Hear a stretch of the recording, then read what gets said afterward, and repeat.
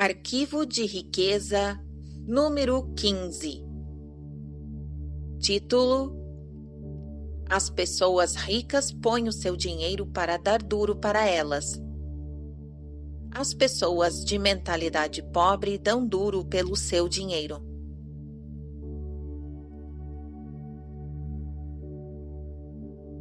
Se você é como a maioria das pessoas, cresceu programado para acreditar que tem que dar duro para ganhar dinheiro.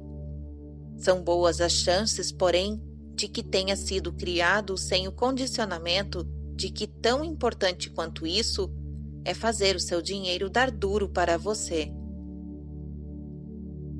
Não resta dúvida de que trabalhar muito é importante, mas somente isso não o tornará rico.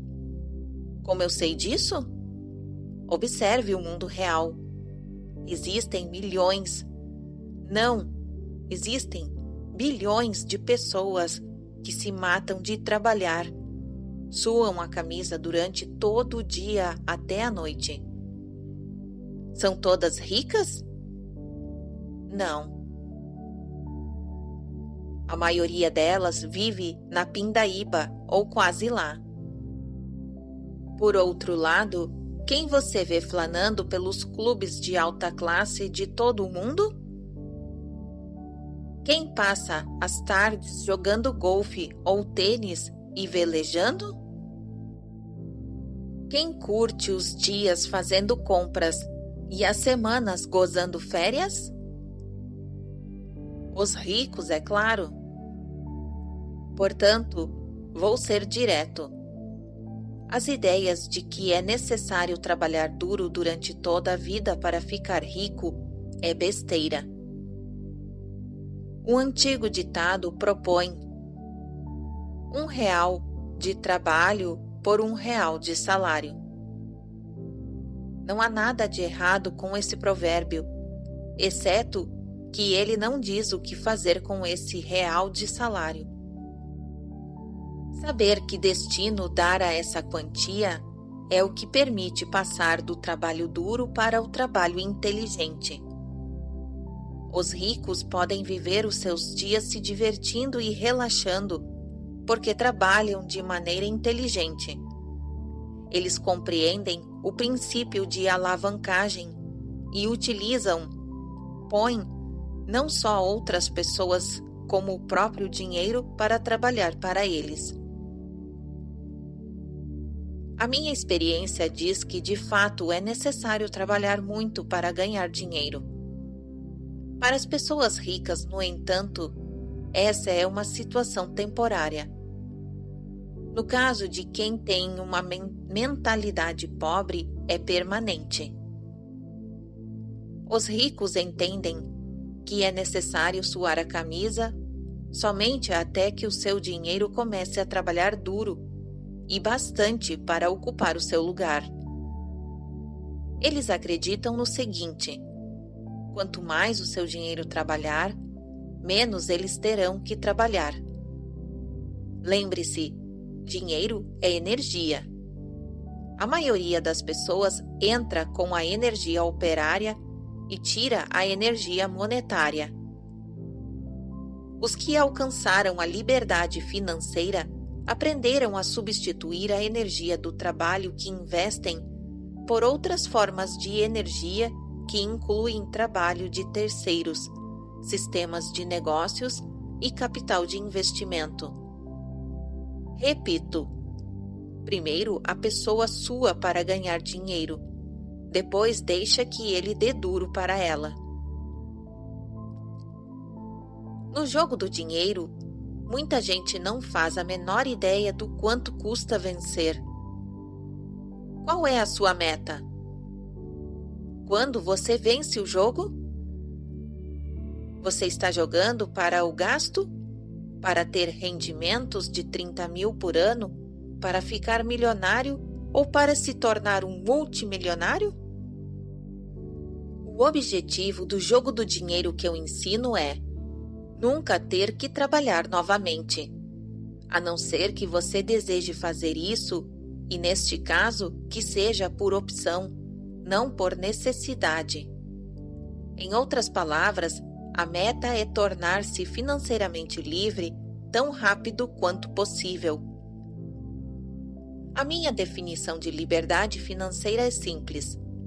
É a capacidade de viver o estilo de vida que você deseja sem precisar trabalhar nem depender do dinheiro de alguém. Observe que há uma boa chance de que o estilo de vida que você almeja custe caro. Consequentemente, para ser livre, você terá que ganhar dinheiro sem trabalhar. O rendimento sem trabalho é chamado de rendimento passivo. Para vencer no jogo do dinheiro, o objetivo é ter um rendimento passivo que dê para pagar pelo seu estilo de vida desejado. Em suma, você se torna financeiramente livre quando o seu rendimento passivo excede as suas despesas. Identifiquei duas fontes primárias de rendimentos passivos. A primeira é o dinheiro que trabalha para você. Inclui ganhos de investimentos que englobam ações, letras de câmbio, mercado financeiro, fundos de investimento, assim como hipotecas e outros ativos que se valorizam e têm liquidez. A segunda grande fonte de rendimento passivo é o negócio que trabalha para você. São os rendimentos contínuos de negócios cuja operação não depende do seu envolvimento pessoal, como o aluguel de imóveis, royalties de livros, músicas e programas de computador, licenciamento de ideias, franqueamento de marcas, propriedades de depósitos e marketing de rede ou multinível, para citar alguns. Isso também inclui montar qualquer negócio que esteja sistematizado para operar sem a sua presença. Volto a dizer, é uma questão de energia. A ideia é que o negócio, e não você, funcione, produza o valor para as pessoas. O marketing de rede, por exemplo, é um conceito muito bom. Primeiro, porque geralmente não requer um grande capital inicial. Segundo, porque uma vez estabelecido, proporciona rendimentos residuais constantes, outra forma de renda sem que você precise trabalhar ano após ano. Experimente obter isso com o emprego das 9 às 18. Volto a enfatizar a importância de estabelecer estruturas de rendimento passivo. É simples. Sem rendimento passivo, ninguém consegue ser financeiramente livre. Porém, você sabia que a maioria das pessoas tem muita dificuldade para criar fontes deste tipo de rendimento? Isso ocorre por 3 motivos.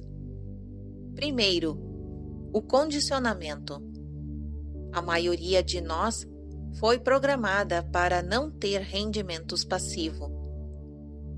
Quando você tinha por volta de 18 anos de idade e precisava de dinheiro, o que os seus pais lhe diziam? Ora, vá arranjar um rendimento passivo? Jamais. O mais comum era escutarmos o seguinte: vá trabalhar, arranje um emprego, ou outra coisa do gênero. Como fomos ensinados a trabalhar para conseguir dinheiro, o rendimento passivo é para muitos de nós algo fora do normal. Segundo, pouquíssima gente aprendeu a criar fontes de rendimento passivo na escola, na faculdade ou em qualquer outro lugar. O resultado é que a maioria das pessoas não sabe quase nada e, consequentemente, não faz grande coisa a respeito disso. Finalmente, como não tivemos contato com rendimento passivo e investimentos, nem aprendemos coisa nenhuma sobre esses assuntos, nunca demos muita atenção a eles.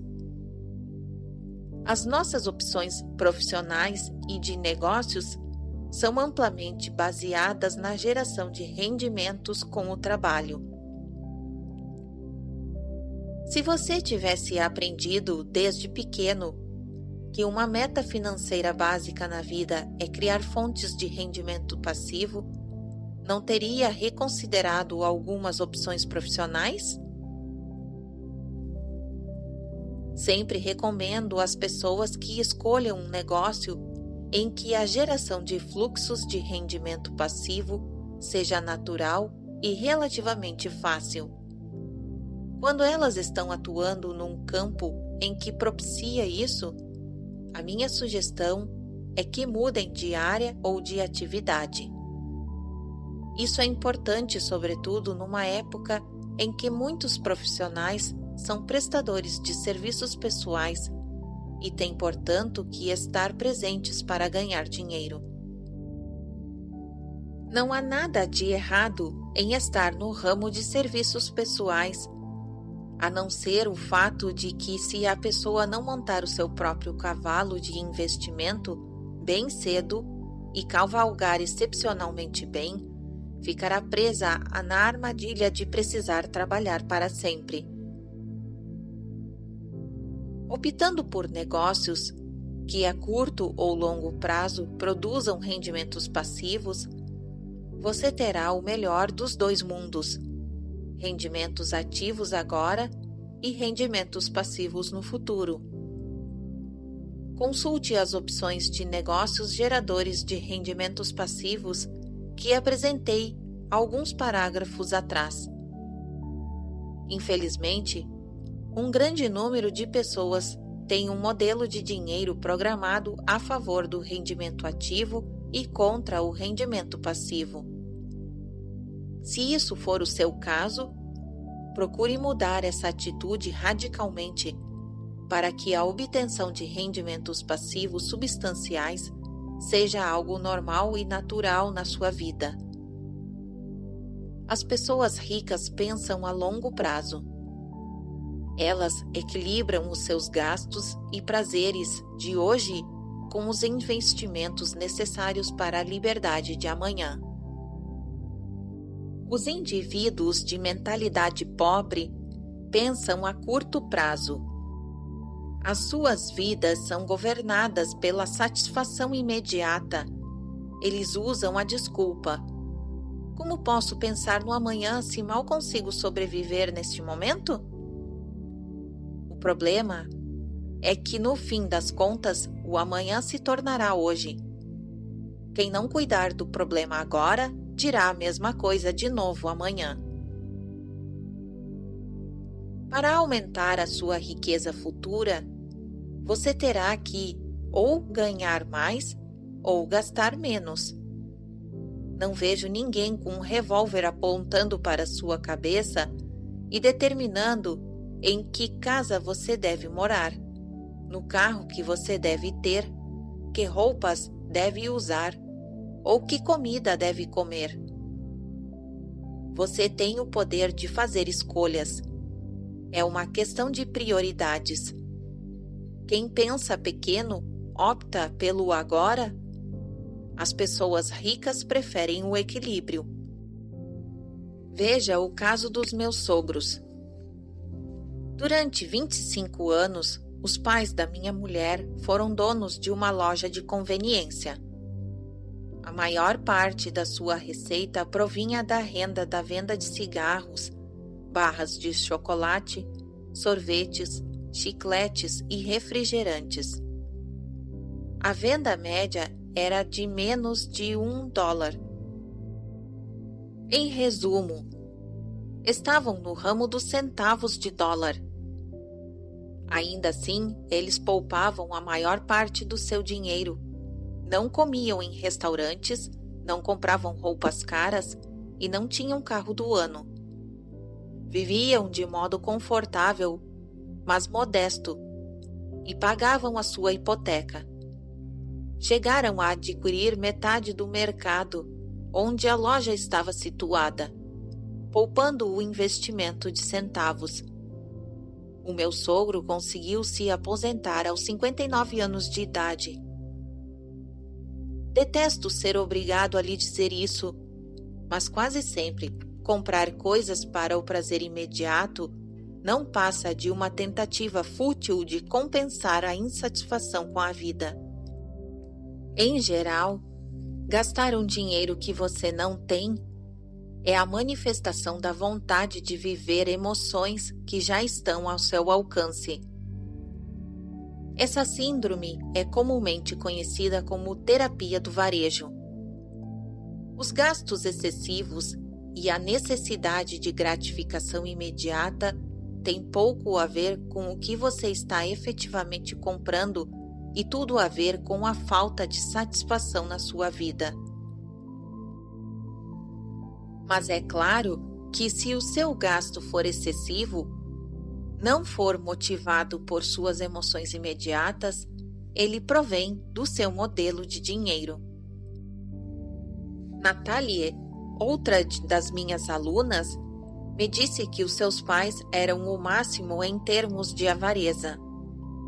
O pai tinha um carro velho de 15 anos enferrujado e ela sentia vergonha de ser vista nele, principalmente quando a mãe ia buscá-la na escola.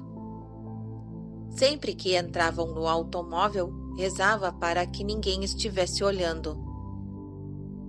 Nas férias, a sua família nunca se hospedava em hotéis ou pousadas, nem viajava de avião. Eram 11 dias cruzando o país de carro e acampando ao longo do caminho todo ano. Em suma, tudo era caro demais. Pelo modo como agiam, Natalie pensava que eles eram pobres. Mas o pai gastava 75 mil por ano, o que na época lhe parecia bastante dinheiro. Ela ficava confusa. Por odiar a sovinice dos pais, Natalie tornou-se o oposto deles. Só queria o que fosse caro e de primeira qualidade. Quando começou a ganhar o seu próprio sustento e foi morar sozinha, torrou sem perceber todo o seu dinheiro e muito mais. Natalie tinha cartões de crédito, cartões de afinidade e muitos outros tipos de cartões, e abusou de todos eles até não conseguir pagar nem sequer as prestações mínimas. Nessa época, ela se inscreveu no seminário intensivo da mente milionária. Segundo as suas próprias palavras, foi o que a salvou.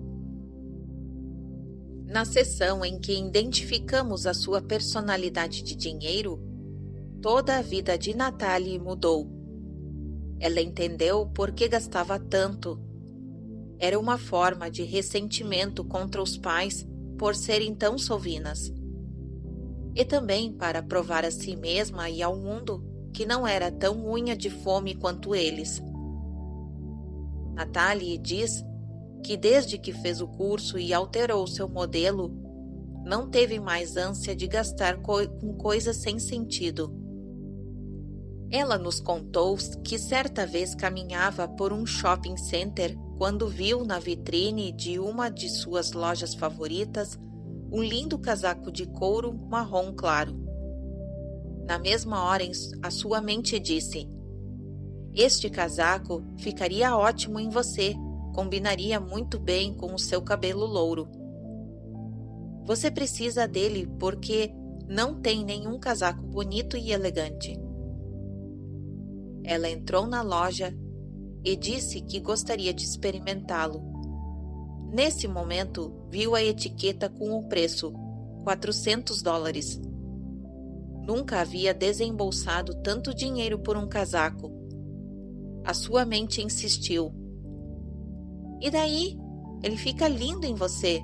Depois o dinheiro entra e você paga." Segundo Natalie, Foi naquele instante em que ela descobriu a profundidade dos princípios da mente milionária. No mesmo momento em que a sua mente a estimulava a comprar, o seu arquivo mental novo e mais positivo apareceu e disse: seria muito mais útil depositar esse dinheiro na conta da liberdade financeira. Para que você precisa desse casaco? Você já tem um em casa e ele está muito bom. Ela decidiu então suspender a compra até o dia seguinte, em vez de fazê-la na hora, como de costume, e não voltou mais à loja. Natalie observou que os seus arquivos mentais de gratificação material tinham sido substituídos por arquivos de liberdade financeira.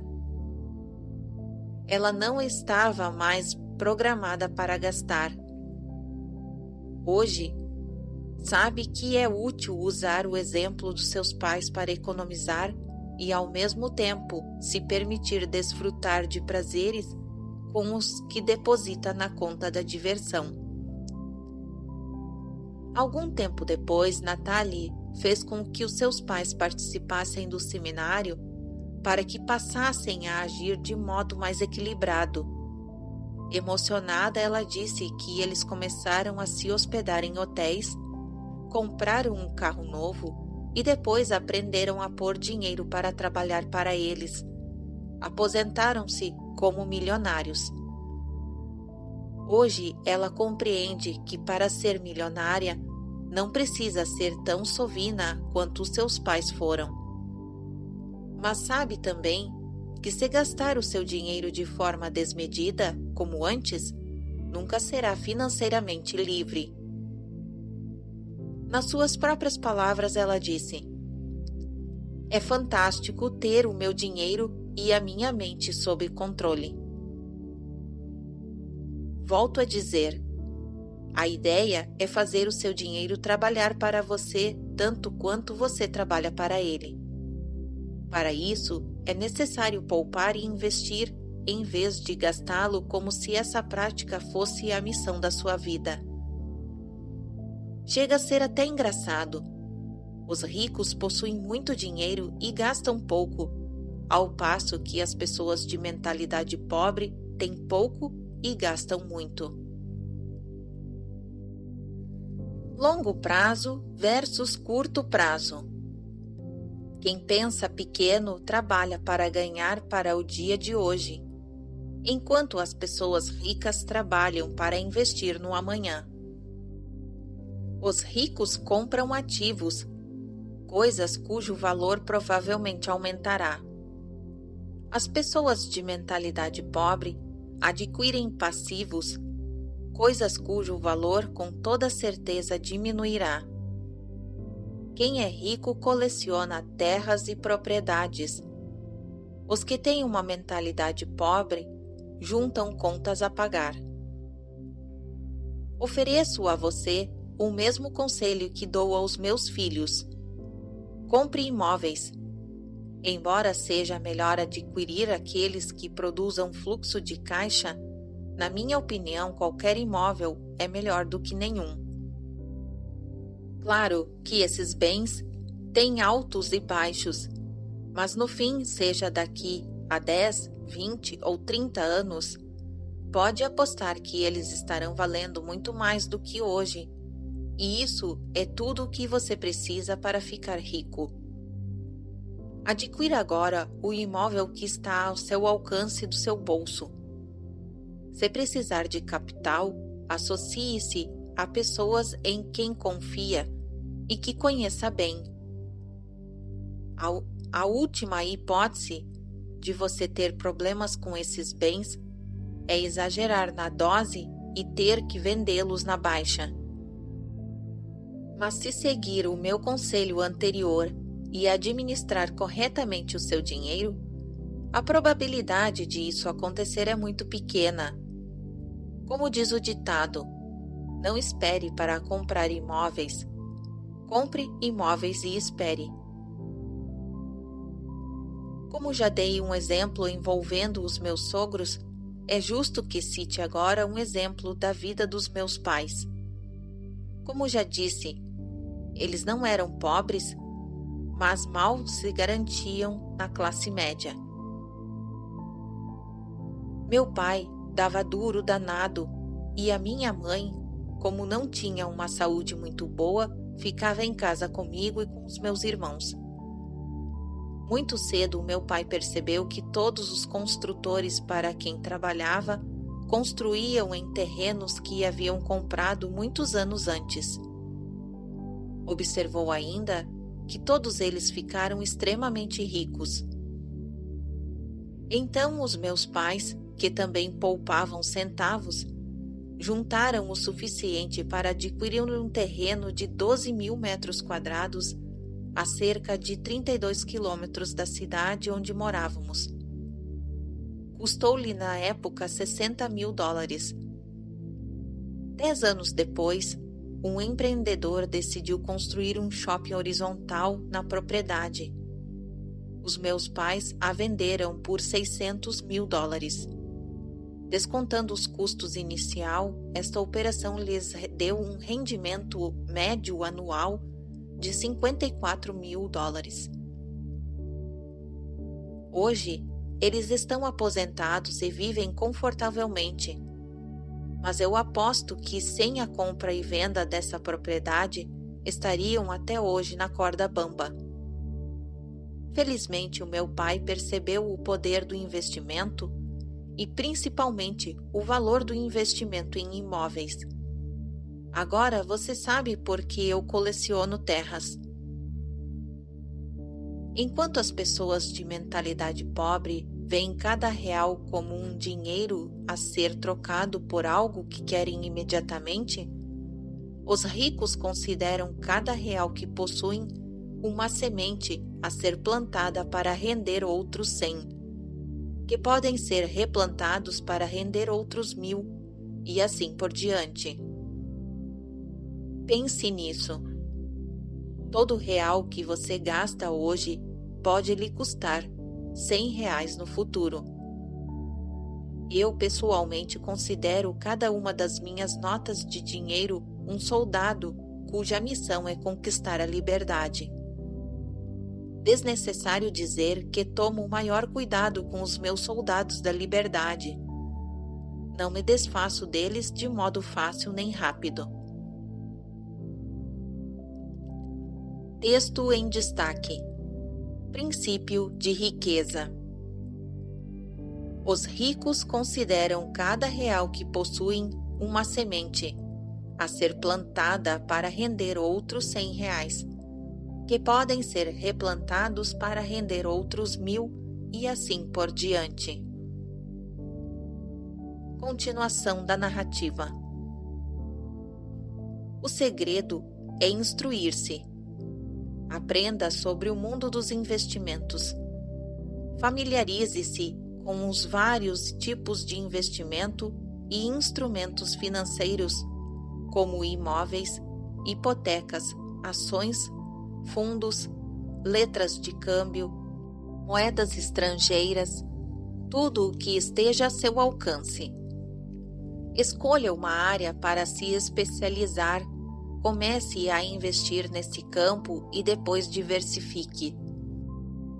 Em suma, as pessoas que pensam pequeno dão duro, gastam todo o seu dinheiro e precisam trabalhar muito para sempre. Quem é rico trabalha duro, poupa e investe o dinheiro para nunca mais ter que trabalhar. Subtítulo em destaque. Declaração. O meu dinheiro trabalha para mim e se multiplica. Eu tenho uma mente milionária. Subtítulo em destaque. Ações da mente milionária. Número 1. Instrua-se. Assista a seminários de investimentos. Leia pelo menos um livro sobre esses assuntos por mês, além de revistas e jornais do setor financeiro, como O Exame ou Isto é Dinheiro, Gazeta Mercantil ou valor econômico. Não estou lhe dizendo para seguir todos os conselhos dados por essas publicações, mas que se familiarize com as opções financeiras que encontrará. Escolha uma área para se especializar e comece a investir nela. Número 2. Mude o foco. Do rendimento ativo para o passivo. Relacione pelo menos 3 estratégias com os quais você pode obter rendimento sem trabalhar, seja no campo de negócios ou na área de investimentos. Comece pesquisando e depois entre em ação com essas estratégias. Número 3. Não espere para adquirir imóveis. Compre-os e espere. Fim do arquivo de riqueza número 15.